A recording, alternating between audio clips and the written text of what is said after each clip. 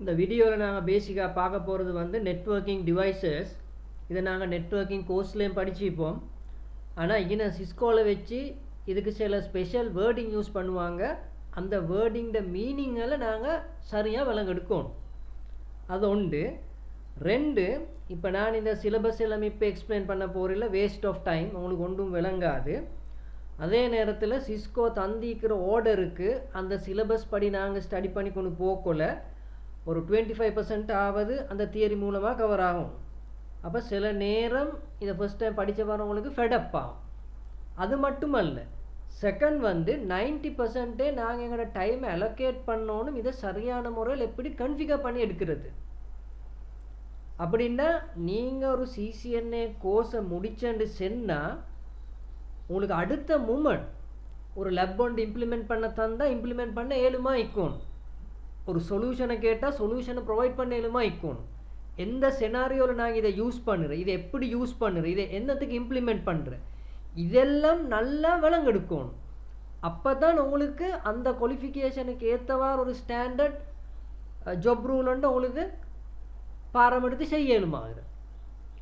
அப்போ மிச்சம் டைம் இது நடக்கிறேன்னாண்டா இந்த எக்ஸாம்ட டாப்பிக்கு தேவையான மாதிரி படித்து கொண்டு போய்த்து டம்ஸை ப்ராக்டிஸ் பண்ணி எக்ஸாமை பாஸ் பண்ணுறேன்.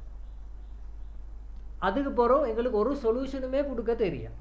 அப்போ அது உங்களோட டைமும் வேஸ்ட், மணியும் வேஸ்ட்.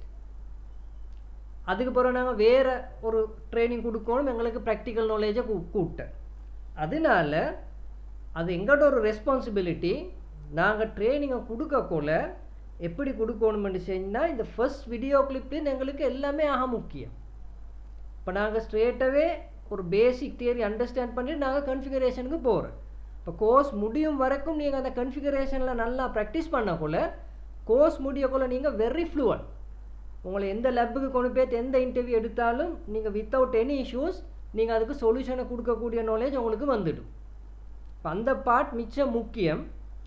அதோட நாங்கள் என்ன செய்யணும், அந்த எக்ஸாமுக்கு தேவையான அத்தனையும் அந்த இன்ட்ரடியூஸ் பண்ணுற வீடியோ கிளிப்பில் சைஸ் எழுமான மட்டும் கொஞ்சம் குறைச்ச பார்க்கணும். அப்போ அதுக்குள்ளே நாங்கள் இன்க்ளூட் பண்ணணும். அப்போ நீங்கள் இந்த கோர்ஸை முடியக்குள்ள உங்களுக்கு எக்ஸாமுக்கு வேறே படித்த அவசியம் இல்லை. ப்ராக்டிக்கல் நாலேஜும் நல்லா வந்திக்கும்.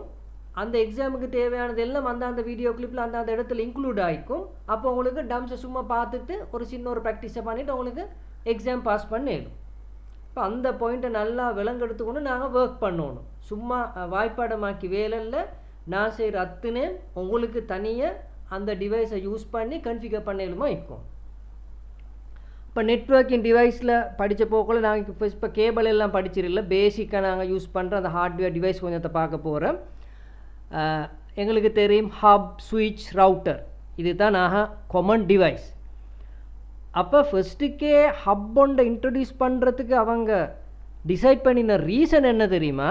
இப்போ இந்த பிசிஸை பாருங்கள், ஏன்னா 5 பிசி இருக்குது. இந்த பிசி டு பிசி நாங்கள் சொல்கிற point to point connection, right? PC to PC எங்களுக்கு ஒரு கேபிள் அடிச்சிடும், ஓகே. இப்போ இந்த பிசி வந்து இவரோட காய்ச்சோன்னு பண்ணால் மறுபடியும் இதுக்கு இன்னொரு கேபிள் அடித்தோம். இந்த பிசி இவரோட இப்படி நெட்வொர்க் பெருசாகல இவங்களுக்கு இந்த மட்டும் இன்டர்ஃபேஸ் எங்களுக்கு போடையில நெட்வொர்க் இன்டர்ஃபேஸ்.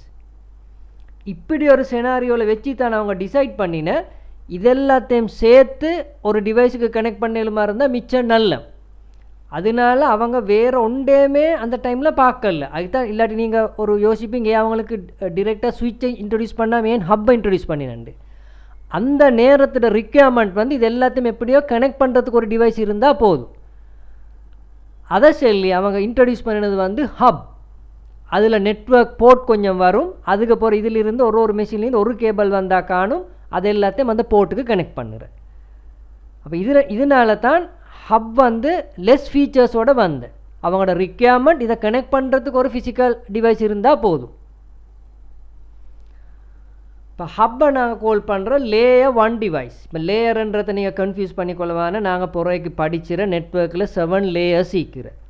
இப்போதைக்கு நீங்கள் ஃபிசிக்கல் லேயர், இந்த ஃபிசிக்கல் டிவைஸை பற்றி தான் இந்த லேயர் 1ல் செல்லுறேன்.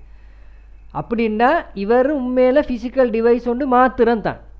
லொஜிக்கலி இவருக்குள்ள ஒரு லொஜிக்கும் இல்லை. சும்மா கேபிள் அடித்து கனெக்ட் பண்ணுறதுக்கு உண்டான போர்ட்ஸை மட்டும் இங்கே வச்சுக்கிறேன். அதனால் இவர் லேயர் 2 எல்லாம் ஒர்க் பண்ணாது, இவருக்கு லாஜிக்கல் அட்ரஸிங் ஒன்றும் செய்ய இயலாது. இவர் ஒரு ஜஸ்ட் அ ஃபிசிக்கல் டிவைஸ். அதனால தான் நாங்கள் லேயர் 1 டிவைஸ். இந்த வேர்டிங்கை நல்லா விளங்கெடுக்கணும்.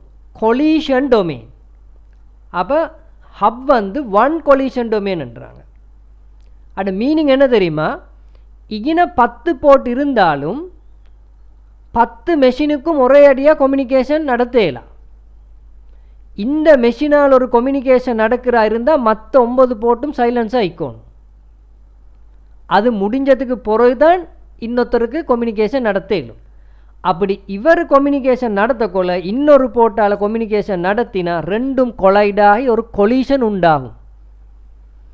அதனால தான் நாங்கள் இதை கால் பண்ணுறோம், இது ஒரு 1 கொலிஷன் டொமைன். அதோட மீனிங் ஒரு முறை ஒரு டிவைஸுக்கு தான் கம்யூனிகேட் பண்ணலும். இந்த 10 போர்ட் இருந்தால் இந்த 10 கொலிஷன் டொமைனுக்கு நீக்கிறேன்னு செல்லையில் அதோட 10 கொலிஷன் டொமைன் என்ன 10க்கும் வேறு வேறு கம்யூனிகேட் பண்ணலும். இகின எவ்வளோ போர்ட் இருந்தாலும் ஒரு கம்யூனிகேஷன் தான் நடக்கும். அதனால 1 கொலிஷன் டொமைன்.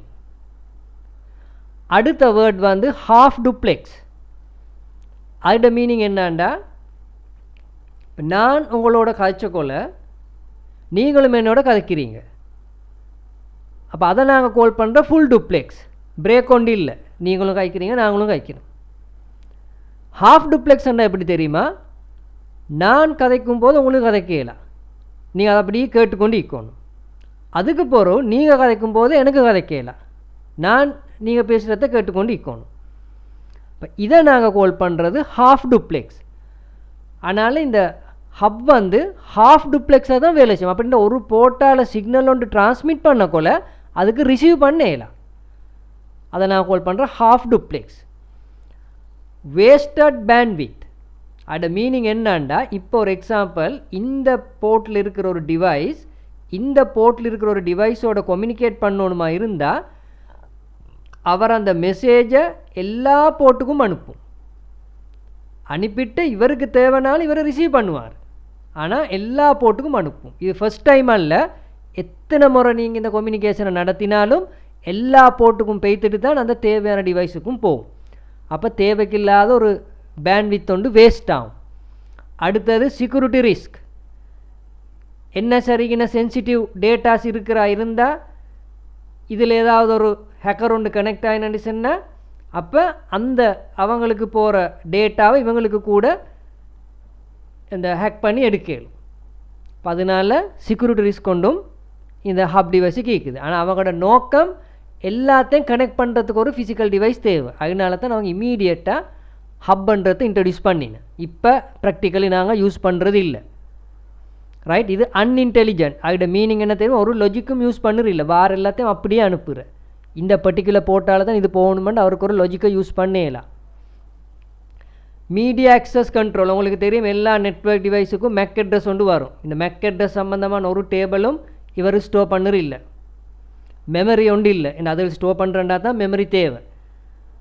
ரைட், இது வந்து சில நேரத்தில் ரிப்பீட்டராகவும் யூஸ் பண்ணுறேன். ரிப்பீட்டர்ன்ற மீனிங் என்ன தெரியுமா? வார சிக்னலை ரீஜெனரேட் பண்ணி இன்னொரு தூரம் அனுப்பலும். இப்போ எக்ஸாம்பிள் 100 மீட்டர்ஸ் தான் இங்கே போர்ட்லேருந்து சிக்னல் போயிலுமா இருந்தால் அந்த 100 மீட்டர் முடியக்குள் இன்னொரு ஹப்பை வச்சு அகினிந்து இன்னொரு 100 மீட்டர் போயிடும். அதை போல் இந்த ரிப்பீட்டராகவும் யூஸ் பண்ணலும். வேறு லாஜிக்கல் கன்ஃபிகரேஷன் ஒன்றும் இல்லை. இதில் வந்து முக்கியமாக ஒரு மெக்கானிசம் ஒன்று யூஸ் பண்ணுற carrier sense multi access, CSMA. அப்படி என்ன, இந்த எல்லா டிவைஸும் ஒரு கேரியர் சென்ஸ் சிக்னல் ஒன்று அனுப்புகிற. ரைட், மல்டிபிள் ஆக்சஸ்ன்னா எல்லோரும் மல்டிபிள் ஆக்சஸ் பண்ணக்குள்ள ஒரு கேரியர் சென்ஸ் சிக்னல் ஒன்று அனுப்பி பார்க்குற. லைன் ஃப்ரீயாக இருந்தால் மாத்திரம்தான் அவங்க டேட்டா ஒன்றை டிரான்ஸ்மிட் பண்ணுறதுக்கு ட்ரை பண்ணுவாங்க. அப்படி செக் பண்ணி லைன் எல்லாம் ஃப்ரீ ஆனால் 2 டிவைஸ் ஒரே டைமில் லைன் ஃப்ரீனால் டேட்டா பேக்கெட்டை டிரான்ஸ்மிட் பண்ண இந்த ட்ரை பண்ணினா என்ன நடக்கும்? கொலிஷன் உண்டாகும். இந்த ஒரே தாரத்தில் 2 பேருக்கு கம்யூனிகேஷன் நடத்தலாம். இந்த டிவைஸ் அவ்வளோ இன்டெலிஜென்ஸ் இல்லை. அப்போ கொலிஷன் உண்டாகும். அதைத்தான் நாங்கள் கால் பண்ணுற கொலிஷன் உண்டு. அப்போ இதில் மெக்கானிசம் வந்து carrier sense multi access collision detection. இந்த மெக்கானிசமை யூஸ் பண்ணுவாங்க, carrier sense multi access collision detection.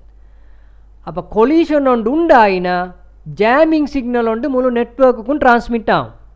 ஏன்னா மற்ற டிவைசஸ் விலங்கெடுக்கணும், என்னமோ ஒரு கொலிஷன் நடந்திருக்கிறேன்னு அந்த ஜாமிங் சிக்னலை வச்சு. இதை அவாய்ட் பண்ணுறதுக்கு யூஸ் பண்ணுற மெக்கானிசம் தான் carrier sense multi access collision avoidance. அவங்க என்ன செய்கிறாங்கண்டா, ஒரு ரேண்டம் டைம் இன்டர்வல் ஒன்று ஒரு போர்ட்டுக்கும் செட் பண்ணி கொடுக்குற. அப்போ அந்த டைம் ஸ்லாட்டில் தான் அந்த டிவைஸ் வந்து டிரான்ஸ்மிட் பண்ணுறதுக்கு ட்ரை பண்ணும். அப்போ கொலிஷனை மிச்சமாக குறைச்சி கொள்ளையிலும். அப்போ இந்த மெக்கானிசம்கள், இந்த யூஸ் பண்ணுற வேர்டிங்கள் கொஞ்சம் நாங்கள் நல்ல கிளியராக விளங்கெடுக்கணும்.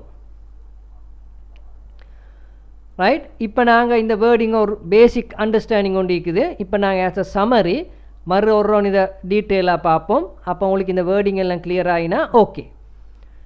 ஷேர்ட் சிகமெண்ட் என்று சொன்னால் நான் தெரியும், ஹப்பில் 10 போர்ட் இருந்தாலும் ஒரு போர்ட்டுக்கு தான் கம்யூனிகேட் பண்ணிடலாம். ஏன்னா முழு இதே மாதிரி ஷேர் பண்ணி தான் ஒர்க் பண்ணும். அதனால தான் நாங்கள் சொல்கிற share segment. Only one frame is allowed to be on a shared segment at any one time. சரியா, ஒரு முறை ஒருத்தருக்கு தான் அனுப்பிடும். Mechanism CSMACD. கொலிஷன் அண்டா என்னான்னு தெரியும், ஜாமிங் அண்டா என்னான்னு தெரியும். ஈத்தர்நெட் ஹப் எடுத்தா, ஈத்தர்நெட்ன்ற ஒரு டெக்னாலஜி. ரைட், இப்போ ரிங் டெக்னாலஜி அது IBM யூஸ் பண்ணினது. ஈத்தர்நெட் இன்னொரு ஸ்டாண்டர்ட். அப்போ அதனால நாங்கள் இந்த ஈத்தர்நெட் சுவிட்ச், ஈத்தர்நெட் ஹப், ஈத்தர்நெட் கேபிள்னு கால் பண்ணுவோம். இது ஒரு டெக்னாலஜி யூஸ் பண்ணினேன். அப்போ ஈத்தர்நெட் டெக்னாலஜியில் டிசைன் பண்ணி ஒரு டிவைஸ் தான் ஹப், ஈத்தர்நெட் ஹப். அப்போ இதில் எல்லா போர்ட்டும் வந்து ஒரு கொலிஷனாக தான் ஒர்க் பண்ணும். All ports on an Ethernet hub belongs to the same collision domain. இப்போ அது நல்ல கிளியர். ஹாஃப் டூப்ளெக்ஸ்ன்றது நல்ல கிளியர். ஹாஃப் டூப்ளெக்ஸ் இருந்தால் கட்டாயம் CSMACD யூஸ் பண்ணணும் அந்த கொலிஷனை டிடெக்ட் பண்ண. கொலிஷன் டொமைன் என்ற வேர்டிங்கை தெரியணும். இப்போ ஷேர்ட் நெட்வொர்க் சிகமெண்ட் நல்ல கிளியர். ரைட், அதுதான் ஹப்பை நாங்கள் ஒன் கொலிஷன் டொமைன் என்றோம். அடுத்தது வந்து ப்ராட்காஸ்ட் டொமைன்.